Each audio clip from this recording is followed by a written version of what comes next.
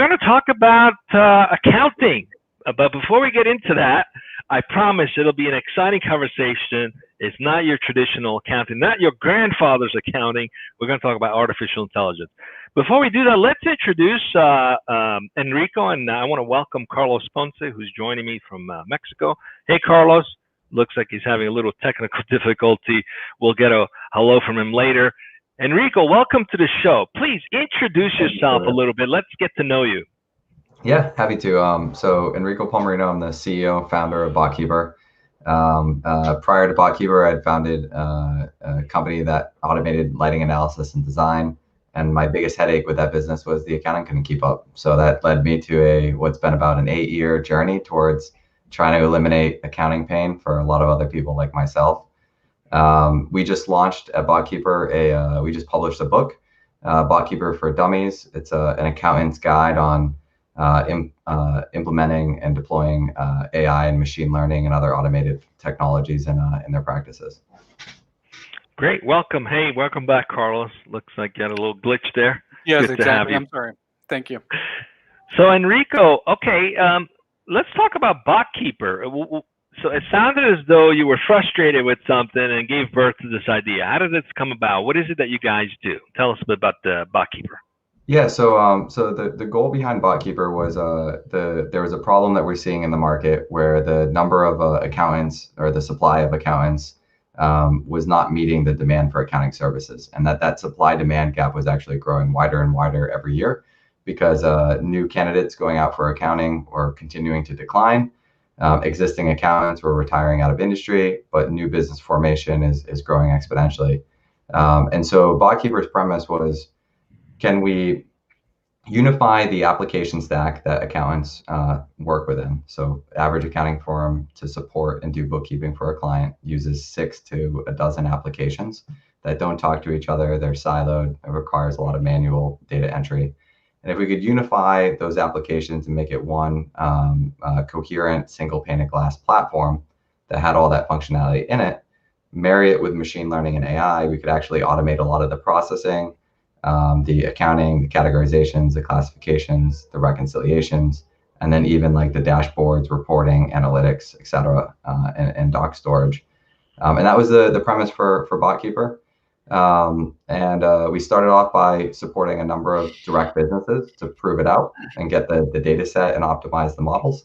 And then once we got a few hundred clients, we started bringing on accounting firms who have since rolled it out to their clients. And now we support over 100 accounting firms who use our platform to do the bookkeeping for their clients.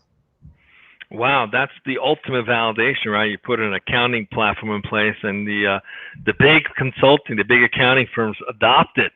Good for you. Good for them too. So let's go right into the topic of conversation today. Carlos, what's the topic that Enrico's chosen? Let's dig right in and let's do it. Absolutely. Thank you so much, Tulio, and thanks, Enrico, for being with us today. And Tulio, Enrico has chosen a topic that I'm sure that a lot of number crunchers out there, professionals, are going to love, and which is how accountants are supporting 65% more clients with AI. And he has named this topic the accounting alphabet. A is for artificial intelligence. So I really look forward to this one. So Enrico, first thing is, let me ask you something. Why did you choose this particular topic? Why did you think it was relevant for today's day and age? Thank you. So I'm gonna quote something from Jody Padar, who's a colleague of mine at Botkeeper and a Sure. big influencer in the industry. So her saying is that 2025 is today. And the reason she says that is because historically accountants have been operating on hey, I have 5 years or 4 to 5 years to deploy technology or roll out improved systems in my accounting practice. And COVID has rapidly sped up or been the catalyst of, you don't have 4 or 5 years anymore. You need to be virtual. You need to be cloud now. You need to be automated because those headaches and challenges around hiring, retaining employees, meeting the demand of service offering have gotten harder with distractions at the home front and in a virtual world. And so these firms need to be looking first and foremost now at, what do I, like, that 4 or 5 year window is a today window. So yeah, so that's why the first letter that you should be looking at if you're an accountant is artificial intelligence and how you're going to implement it in your practice. So what are some? Yeah, thanks, Enrico. So let's go right into it. What are some of the key practices, if you will, that the platform enhances for the CFO office? What are like the key use cases that says, you know what, we need this? What's triggering that? Can you share with us some of the key things that the use cases that have enabled your clients and prospects to open themselves up to adopt this? Yeah, so I think the value prop holds pretty true whether you're a direct company using Botkeeper or you're an accounting firm that's using Botkeeper for your clients. It's better, faster, cheaper. So in a day and age where, like right now with COVID, which is putting a lot of like financial duress or stress on a company, you need faster access to data than you ever needed it before. And the problem is if you're calling your accountant to get advice on what should you do, every minute they're on the phone talking with you and like reviewing stuff is a minute they're not spending doing the bookkeeping, which they need to do in order to get the data, which they need to then give you advice on or process to give you advice on. And so if you could have the two things happening simultaneously, that while they're talking to you, machines are automatically processing accounting, that's going to give faster data at the fingertips to make decisions. So that's important. The next aspect is like better data. So believe it or not, the accuracy of any company's accounting ranges between 85 and 95%. So not the most accurate books, and that's just like the standard across the industry. If you could have more accurate books, you could you'd remove the possibility of making bad decisions based on bad data. So Botkeeper averages a 99.99% accuracy on every transaction that we process. So much more accurate set of financials.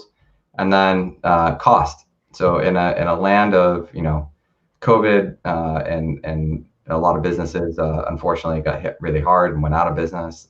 Accountants lost maybe a number of their clients. There's more financial pressure on an accounting organization or even a business these days to cut costs, get lean, and minimize any losses.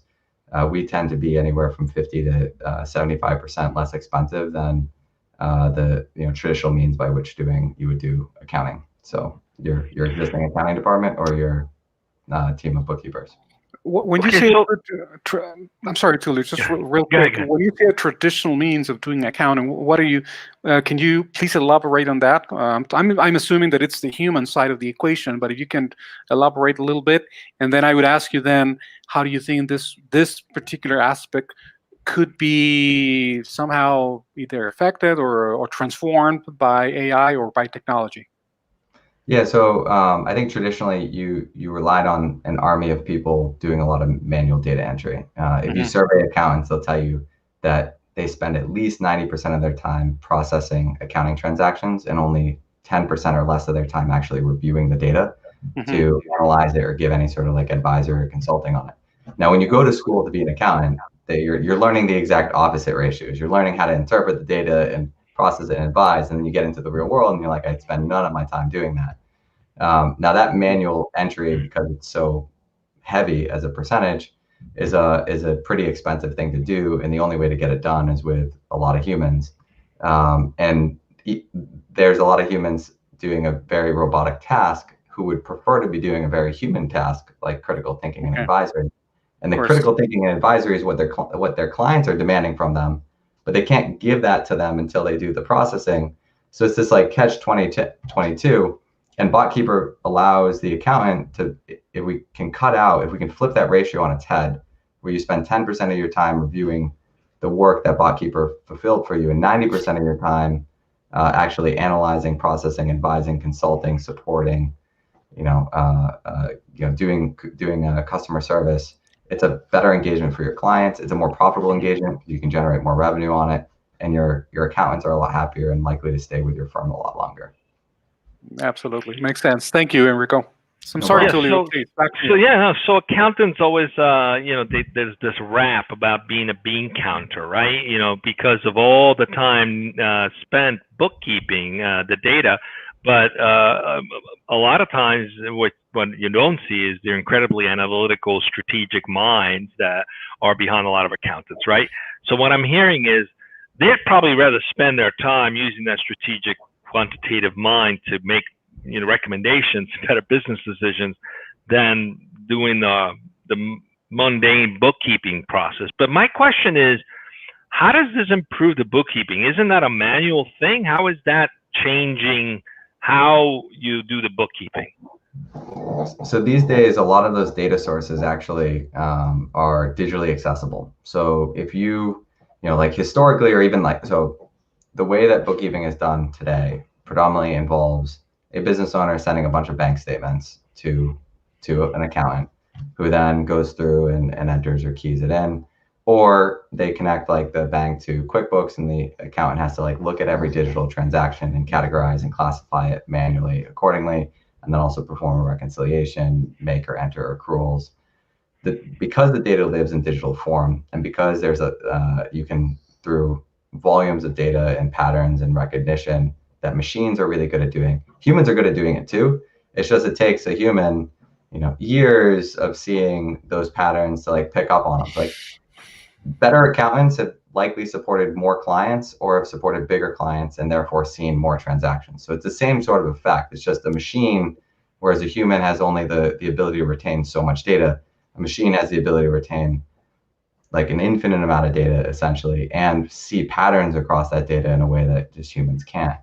And so if you were to take those digital sources of data, say connect the banks, the credit cards, the payroll companies, the bill pay systems, like any sort of other digital document or information that you have, to Botkeeper, connect Botkeeper to your GL. You can basically run the data through Botkeeper. The machine learning can do the treatment or the accounting treatment of that data, and then reposit it into your final destination, which is your general ledger like QuickBooks or Xero.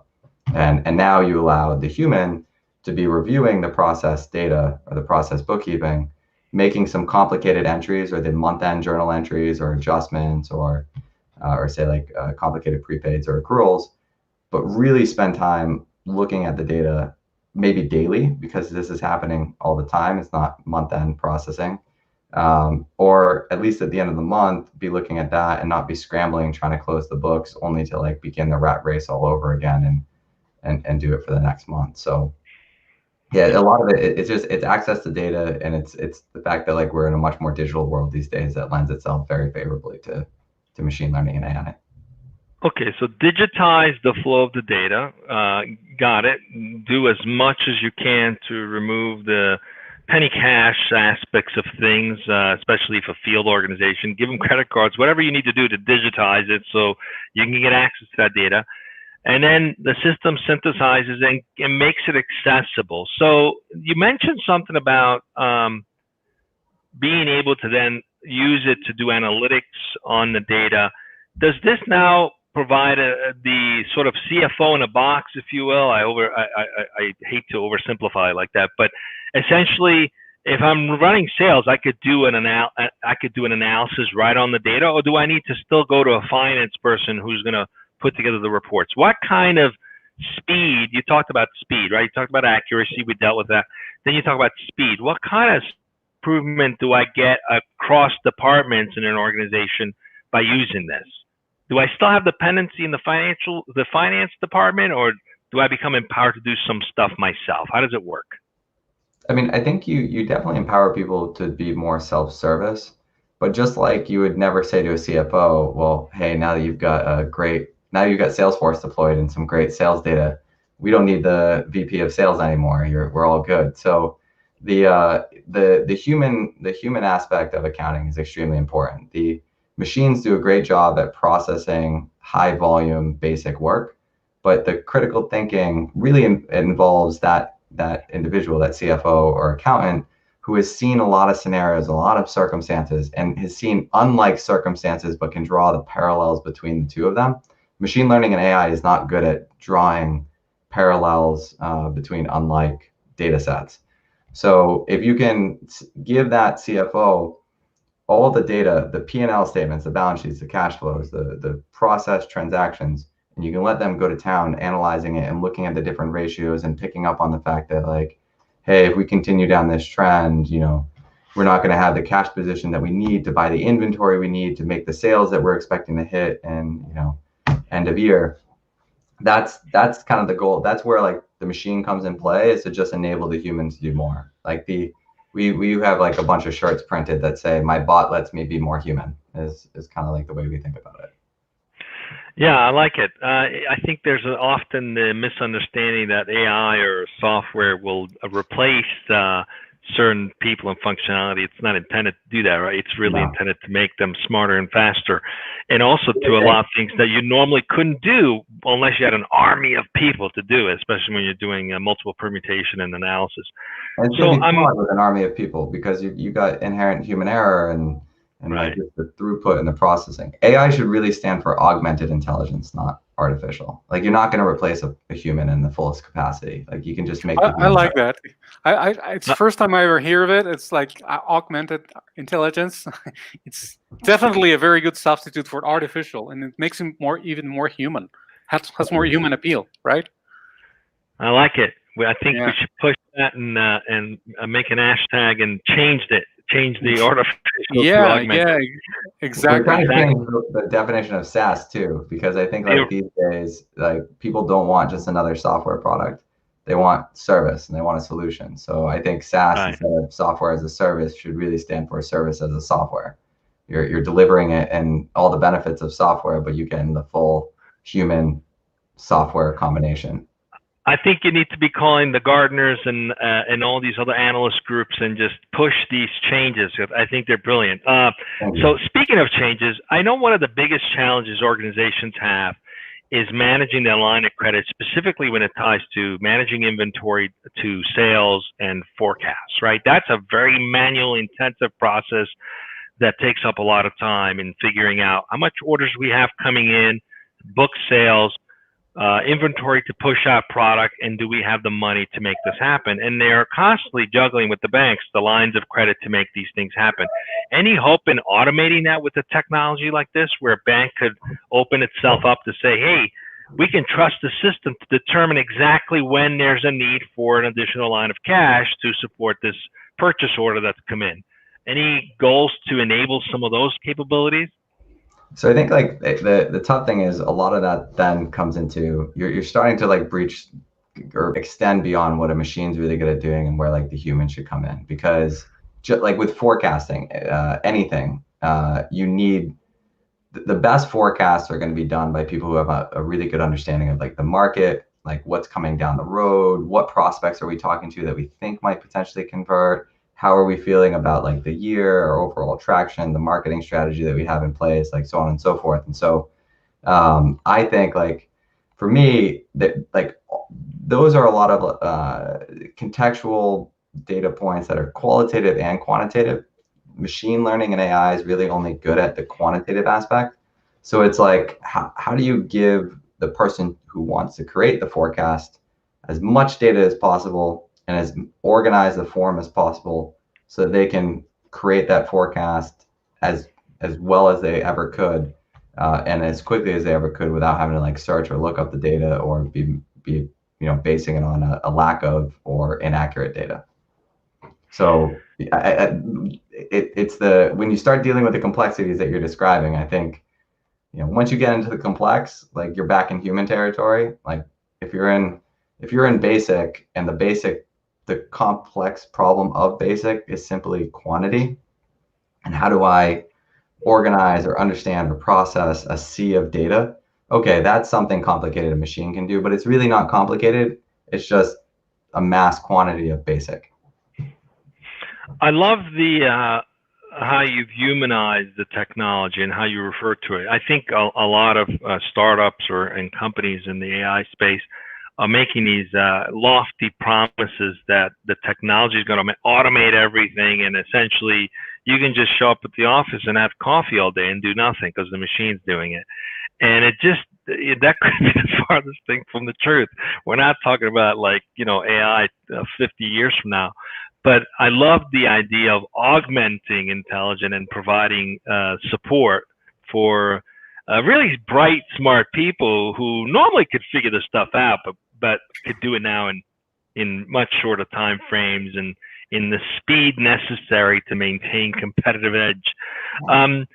Speaking of humanizing the experience, is that also something that resonates across your company as well? Can tell us a little bit about how you're structured the business in terms of balancing, being in the high tech space and also humanizing the experience. It sounds to me like you've really got your pulse on that. Can you share a little bit about your company, how you're structured internally as well?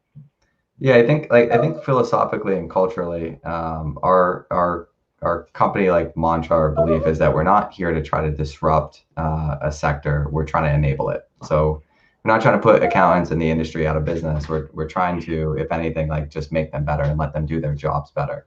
From a cultural standpoint, when we look at the Botkeeper organization, so one, we're big believers and proponents of family. So during COVID, we offer very, I think, flexible work environments or structures. We offer the ability to, we went straight virtual or digital as soon as we heard COVID was coming. So we didn't, wait until it had landed. And then when people were scrambling, we're like, all right, we think this is coming down the pike. Let's send everyone home full time and get rid of any potential or probability or possibility that we're going to have a problem. Can you? Sorry, that's my dog. That's okay. No. I was like, Carlos, did you get a dog? I'm hearing a dog in the background. It's my dog in the background. He was quiet for cool. all day until I hopped on this. He's like, I want to be heard. Yeah, he's like, I want to be heard. Enrico, it goes with the territory these days, so let's not worry about it. I got a bunch of kids here. I got a bunch of kids here too. So. Exactly, it's all good. Don't worry about it. So culturally, I mean, we just try to encourage a very, I'd say flexible, understandable, realistic, fun, work environment. I think where there should be a good, I'd say a good medium between working really hard, but then also being able to relax and enjoy other aspects of life. Work isn't the purpose. Work is something that you may, really be passionate about or like. I hope that we hire people who are all very passionate about what we're doing at Botkeeper. But there's a lot more to life than showing up and, building the company that we're building today. So we encourage people to be involved in those aspects of life. We do a lot of we have a lot of fun, I think, throughout the organization. My daughter does it's called Weekly Monday Mornings with Monroe. So she's a 2-year-old, and we record her doing a joke and sending it out to the company. But I think culturally we hire diversely. So we've got employees in 26 states and 3 countries, and we've got employees of, I think, from a gender standpoint, we're pretty evenly spread across the organization. We've tried to, I think, always not be the typical Silicon Valley tech startup perceptive. I like it. I'm gonna put my dog down so that he stops going nuts. Oh, that's okay. There's a first for every show. Oh, it's cute. Looks like a little poodle. Yeah, it's a little Shih Tzu poodle. Well, listen, that sounds fantastic. Really, that resonates with us a great deal, and people who are watching who might consider being part of that should definitely check out your company. I want to congratulate you in humanizing not only the software, but also the experience that the employees and people have. And that's really what it's about, right? I mean, we've had some major changes culturally in the past 7 months worldwide. I've had to adopt to working in environments. For some of us, working remote has been our life for years. For many, it's something new. And a lot of organizations have had to figure out how to make that happen. And having the technology that helps us become smarter and faster and more accurate in our jobs, that's really what it's about, right? It's not about replacing people. So I want to congratulate you for doing that. So what's next for you? What's in your roadmap as we come up with, as we wrap up? What's in your roadmap that you're excited about? Anything that's like a leapfrog moment that you guys are looking forward to? We're excited for the launch of our new platform. So we're rolling out like a version 2 of the Botkeeper platform that's going to come with I think some more robust feature sets and functionality for streamlining task workflows, bill pay workflows, and give I think take the machine human interaction and have it feel even more natural. So not so much like okay, I did my part and I'm handing it off to the machine to do or execute the next step of the equation, and then I'm going to wait for it to like process and send it back to me. But now there'll be like a lot of this, like say real-time trade-offs, or you'll be seeing things that like when you click into something, it's starting to like prompt you or suggest that you do certain things, and you don't have to check off that you completed the task because it already knows you did. And just the I think a simplified workflow and use that feels inherently more human than I think most software applications. Well, it's interesting. In some of the older generation, we used to think accounting was like a safe bet in terms of a career choice, right? But not a lot of young people going for accounting. So if you think accounting isn't cool or tech, you're wrong, because according to the conversation today with this technology, with artificial intelligence, you can make accounting fun and cool and exciting because you remove the mundane stuff from the process, and you can actually use your intelligence to analyze and come up with smart decisions. We need more Enrico, accountants. So if you're thinking about going, please go into the industry. It is a very safe industry because there's not nearly enough people entering it right now. It's amazing. It's not. That's why I'm mentioning it's the people are not going that way because it's not cool. But you're making it cool. So changing an industry. While you didn't want to disrupt, you're definitely making a change and enabling a change. So congratulations. We're wrapping up. One last question for you. Building this business, your journey as an entrepreneur. You said it's an 8-year-long journey. Any lessons you've learned about yourself that you'd like to share with other potential entrepreneurs who are trying to build their own business as well? I think for me, the more I've continued to surround myself with just really bright individuals and not feel like I have to be in total control and like hand it off and let other really intelligent people do what they do best, the better. It's just like things just happen easier. And I think as an entrepreneur, you inherently like think you're like a control freak out of the gate. And you're uncomfortable with taking like your idea, your business, and bringing others into it, or like delegating or handing off, and not just delegating, but like totally trusting them to like do the delegating and everything. The more that I've done that, and the more that I've elevated, even like anytime I've been searching for someone in the org, if I was going to search for someone like with this experience for, now I'm like, to hell with that.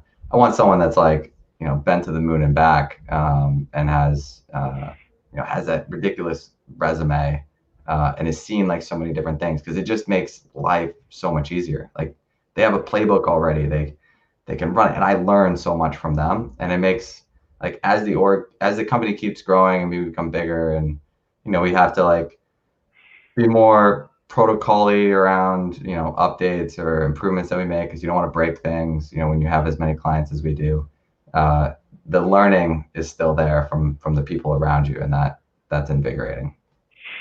Well, great advice. My philosophy is always don't hire people you can control and coach. Hire people that will make you better. Yes. It will challenge you to be better. So congratulations. That's a wrap for today. Carlos, what do we got coming up next week? Stay with us as we go off the air, Enrico, but what do we got coming up next week? Absolutely, Tulio. And well, Enrico, thank you so much for being here, having me with us. Next week, we're going to have, again, Tulio, another great week full of awesome interviews, very interesting interviews about a bunch of other tech-related topics. The first one is on Tuesday. We're going to be speaking with Vivian Lim, the CEO of Bees. That's with a Z, Bees. I hope I pronounced it correctly. And this is an automated marketing platform. And it's the topic is networking during COVID. Do not leave money on the table. So that's, I look forward to that one in particular. And then on Wednesday, we'll be speaking with William Santana, the CEO of Nightscope, which is a company that designs, builds, and deploys robots called autonomous data machines. and to use in monitoring crimes in malls and parking lots and neighborhoods and things like that. And finally, on Thursday, the topic is using Netflix and Disney to cure vision disorders. This is with Ran Yam from Novasight, and he's CEO of Novasight. So as you can see, Tulio, we have a week full of great interviews with very relevant, very interesting tech-related topics for next week, right here on Dojo Live, 1 p.m. Pacific. I'm looking forward to that third one because I want to ask him how he came up with such an awesome hook. That's a brilliant mind you definitely want to talk to. And don't forget Monday, the recap show, as we recap this week's show in 10 minutes, Monday at 1 p.m. Pacific. Thanks for joining us, everyone. Have a great weekend and stay safe. Stay safe.